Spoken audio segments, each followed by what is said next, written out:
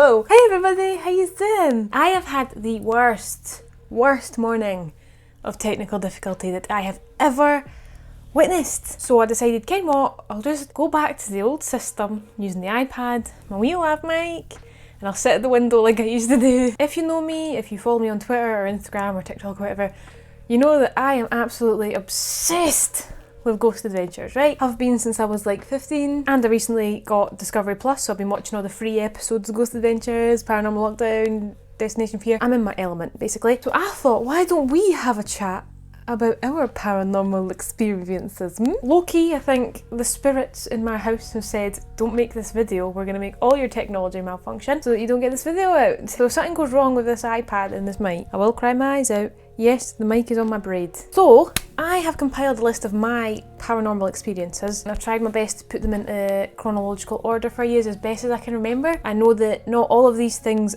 are straight up paranormal. There could be perfectly good physical, scientific, psychological reasons for this and ways to debunk it. I am not smart, so I just think, oh, it's a ghost. If you don't believe, that's fine. If you have an explanation as to why one of these things has happened, please let me know. Is it all in my head? Is my house on a lay? Like what is it? Telluric currents? I don't know. And I'd also like to hear your paranormal experiences if you've had them. So please let me know them in the comments. And if you really just don't believe and you want to just be like, shut up, that's not real, then fine, I will tell you from the very start what's happened in this house. Bit of background about my house to start us off. It is actually built on top of an ancient Celtic burial ground. Only joking, no it's not. It's an old farm, so there's fuck all here. So there's not much spiritual activity in terms of the history as far as I know, because it was a farm. I'm not a psychic or that, right? I'm just putting that out there. In my house, over the years, I have witnessed 4 things that could be considered 4 different entities. There's nothing really malicious or bad, maybe a wee bit mischievous, but there's nothing evil or out to get me, I hope. Alright?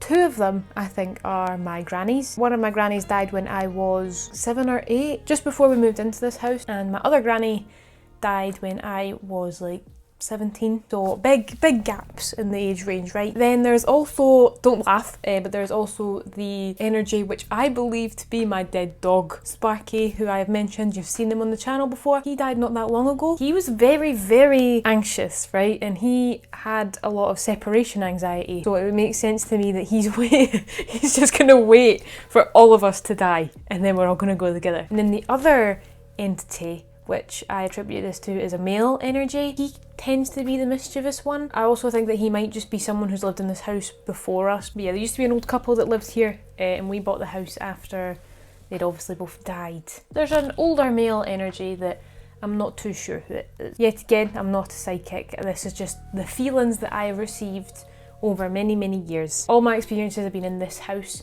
because I've lived here since I was like 8. I'm now 21. But aye, let's jump into the actual stories, the actual ghost stories, the actual stuff that I have experienced that may or may not be paranormal. Now I'm going to take you right on back to when we first moved in. When we first moved in here, this was my bedroom. I remember when we viewed the house, this room was actually an upstairs living room, because the old couple that were in before, I think it was only the wife that was still alive at this point. Once she was up the stairs, that was her, if you know what I mean. Like, she wouldn't go back down to watch the telly, she would just sit up here and watch the telly. It was just a way for her to avoid going up and down the stairs all the time and maybe hurting herself. And then it became my bedroom for a number of years, and I stayed here for so long even though I was so scared of this room. The first like week of living here, I had nightmares the whole week. I don't know why. I would lie awake for hours, because I did not want to go to sleep and have those nightmares. And eventually those nightmares did go away. However, you're on the windowsill, by the way, that's the window. My bed was in this kind of corner. My head was facing the door. And I would lie awake with my covers pulled up to my neck, staring out the doorway, because I felt like there was, every night, someone in the doorway watching me sleep. That sounds really bad. Not like scary, old dark shadow at the end of my bed. It wasn't anything like that. It was just, I had this feeling that somebody was there or in the room with me, while I was trying to sleep. So yeah, I had a lot of trouble sleeping. I did not like to go to sleep. I used to try and stay up as late as I could, and I would always make my parents leave the hall light on so that nobody could come out the dark and get me. It sounds ridiculous now. I did eventually fall asleep. I wasn't like Voyage Styles going with 8 hours for a whole week or whatever. I did actually get to sleep. How many hours of sleep are you getting? 8. A night? The last 3 days. And then eventually I got used to it. I was like, okay, you're here again. I need to sleep. Good night. I wasn't really that bothered about it. So I would be in here again and I'd have all my toys and that, obviously. Spoiled only child, had loads of toys. And I'd be playing in here by myself. I could sit for like a good couple hours. I was happy playing by myself. Like, don't get me wrong, I absolutely loved just sitting and being by myself. Kind of weird, but I enjoyed it. And then after a couple hours, I would get this feeling up my back that was like, okay, time to go now. Nothing that was painful. It was more like my time was up in that room and it was like, okay, you can go downstairs. And these instances I mainly attribute to this old male energy, because I feel like this being the upstairs living room, he was like putting up with me being in here. You know what I mean? I'm rambling because I don't really know how to get it out properly without sounding mad. Those experiences were his way of saying like, I've had my time playing in the room by myself. Now it's time for me to boost down the stairs and let him have his peace in the room and watch his telly, if you know what I mean. Does that make sense? I feel like it doesn't. I feel like I'm not making any sense. And now in an adult brain thingy and through it, I'm like, yeah, it was probably just him trying to be like, you've had your time for me to have my peace, get out so I can watch my telly or do whatever it is that goes to do it past the time. Another thing that I have felt since we moved in, and I still feel it to this day, is a presence on the stairs. My stairs, they go up 7, there's a wee landing, and then they go up another 7, like back on themselves. And I feel this presence whenever I'm on the stairs, if I'm like, because there's the landing, if I'm sat with the dogs, or when I was younger, if I was playing on the stairs with my pals, I had this overwhelming feeling of, get off the stairs, don't hang about on the stairs. If I was hanging about on the stairs, it felt like somebody was either trying to chase me up the way or chase me down the way. I like to think, looking back on it, I like to think that that was my granny and her way of saying, don't muck about on the stairs, either go up or go down because you're going to hurt yourself if you're playing, you know, if I'm playing about on the landing and I slip and fall. Because I did fall down these stairs once, very, very badly. I fell like 5 steps out of the 7. Crash bang wall up onto the hardwood floor, didn't stare, and it was hilarious. I didn't hurt myself, but I really could have. It makes me giggle so much, I don't know why. I feel like that's her way of saying, don't muck about on the stairs, don't do that again, because next time you will really hurt yourself. It's a protective energy saying, go up the stairs or go down the stairs, do not muck about in between, because you're gonna hurt yourself. Going a wee bit forward in time now, I can't exactly remember when this one was. Every year, me, my mum, my dad would go to the panto for Christmas. Never missed a year until this year actually, because obviously panel's cancelled. We were in preparation to go to the panel. Can't remember how old it was. Like I said, it happened every year. It could have been any year. I must have been primary school given the 2 dogs that were alive at the time. I've always had 2 dogs. This time it was Naz and Polo who were alive, who have not been on the channel, who you've not met, because they're both dead. We were trying to leave to go to the panel and we couldn't find the telly control to turn the telly off. And we were scouring the whole living room, picking up couch cushions, looking under like the throws and the pillows and that. We checked the whole house and we could not find the telly control, right? And then we were just like, fuck it, we're gonna be late, turn it off at the wall, doesn't matter that much. We'll find it when we come back. So we put all the couch cushions back and we boosted. Went to the panto, had a brilliant time as always. King's Theatre panto was brilliant. Then we came home. When we were out the house, Naz and Polo had a tendency of lying on my parents' bed just because they could. So they too had nipped off up the stairs. Before we left, my mum had put the couch cushions back and put the throw cover over the cushions to stop the dogs making a mess of the couch. Typical couch, 2 long cushions, right, with a wee dip in the middle. And the remote was lying straight in the middle of the like gap between the 2 cushions facing the telly, completely centred, right? Not one of the 3 of us saw that remote there before we left. The throw cover was untouched, so it wasn't like the dogs had jumped up and knocked it out of its hiding place, because we can tell when the dogs have been on the couch, they're staffies, they're not tiny wee things that don't have an impact on whatever they touch. How did it get there? How did 3 people searching for our TV remote miss it when we'd pulled the couch cushions up, put it all back, made the couch again? My mum had to put that cover out and she would have had to have been the one to place the remote in the centre, but she didn't. Where did it come from? When we found it, it was completely lying flat in the middle of the couch. It wasn't like it had toppled or it fell or whatever and it was all skew with and upside down and that. It was completely flat and upright facing the telly. I don't know how you explain that.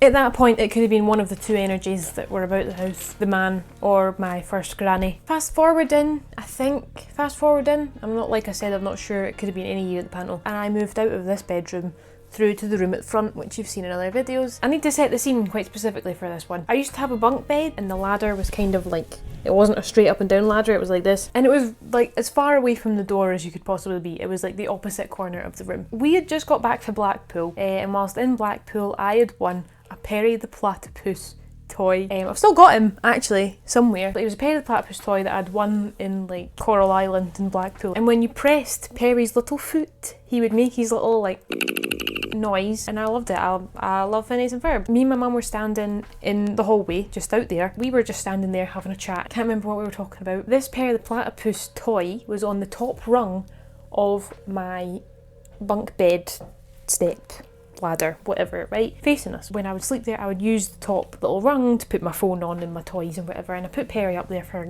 God knows what reason. Perry was there, alright? So we're having this conversation. Perry makes his little noise all by himself. He's like gargle. It's one of those things where you have to press, right? You have to press it pretty hard to get it to make the noise. And then to make it even better, he made the noise and then he toppled off the top rung of the ladder. I burst into tears. My window was not open. No one was up on the top bunk. We could see that from where we were standing. This Perry was pretty big. He's like, you could hold him like this. So it would take a lot more force to knock him off the rung and even more force to press the button in his paw to make him make his little gargly sound. But yeah, Perry fell off the ladder and I refused to touch him ever again. Now he's in the cupboard for a very good reason. Now we're fast forward into the stuff that's pretty recent, right? So this one happened, at the most this was like a couple of years ago, and I just settled down to go to bed.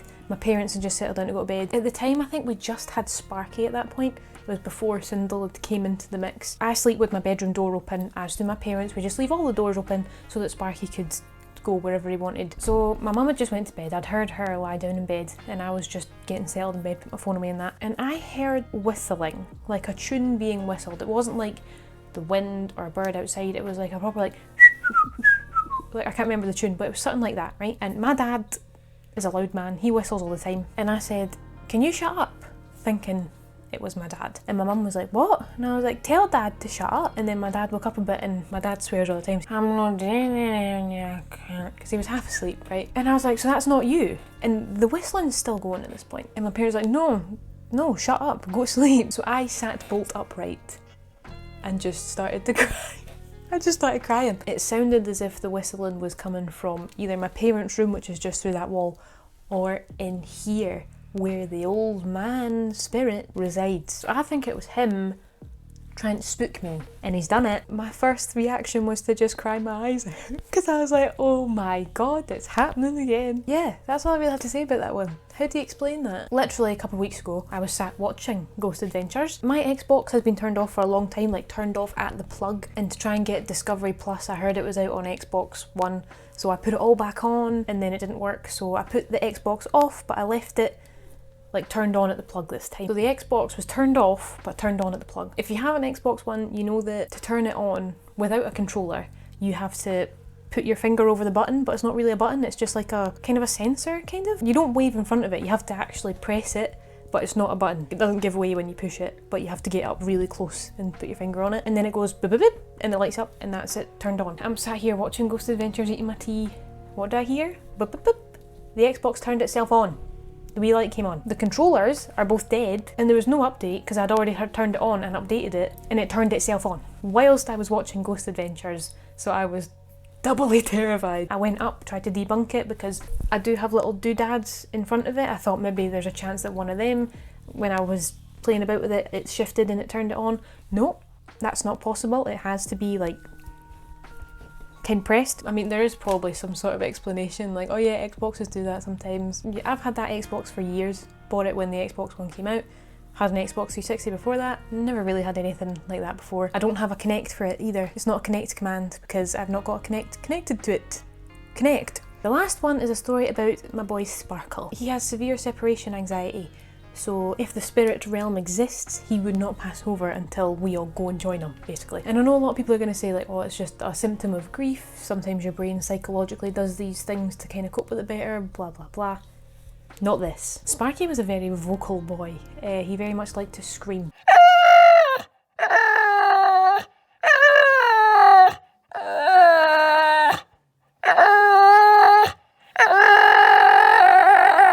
And every so often, I hear him screaming. We would open the back door, let the dogs run free in the garden. Sometimes the back door would blow shut with the wind, and then he would cry to let us know that the door's shut and he wants to come in. I hear the noise of his cry as if he is stuck outside in the garden. And my brain goes, Sparky wants in, you know? And I go downstairs and I open the door just in case it's his ghost stuck outside, and he's like, let me in please. Let me in.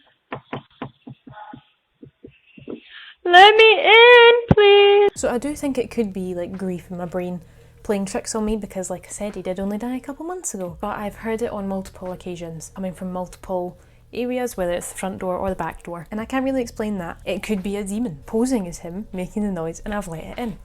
Who knows? Let's call Zach Bagans and find out. I don't think this is just grief, because it's loud. But that's all the stories I have for you today. I'm going to have to rush this outro before the iPad dies. Thank you very much for watching. Please let me know if you have an explanation for any of these things, if you believe, if you don't, and tell me your ghost experiences. We can all try and debunk them together and explain these things. All the links are in the description below to all my social media, Sneak Elite, refer a friend, loyalty points code, and my Discord link. Come along, say hello. I also stream on Twitch from time to time. Please check out that as well. Have a good one, and I will see you next Tuesday.